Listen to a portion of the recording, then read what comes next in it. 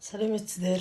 Бүгін Бателдің осы жаңағы лаванда кондиционер, жаңағы порошок кондиционер, стиральный листовой. Осыны қалай ашып, қалай қолдану керек екен көрсетіп деген. Міне, жерінде өзінің сызығы бар. Мақсат міне. Тартып ашасыздар. Тартып алып тастап, сосын міне мына ұқсап ашсаңыздар, мақсат ашылады. Ішінде мынандай листовой бар, 10 штук. Міне, осы листовойдың біреуін шығарасыздар, міне, мынандай листовой. Осындай келген.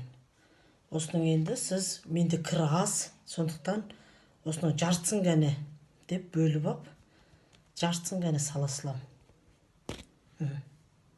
Осының жартысын ғана саламызда, стиральныйғымызға. Стиральныйға салдық. Міне, аз ғана кір, бір ақ кірлер салып жатқан едім. Міне, көрдіңіздер ме? Жаңа ағартатынға салып, ақ кірді 2 сағат қойғам.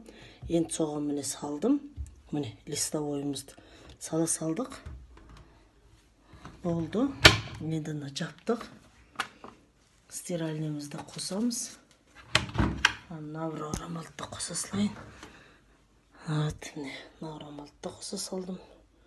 Екеңіз азақ кір, бір 2,5 килограмм ғана толар толмас.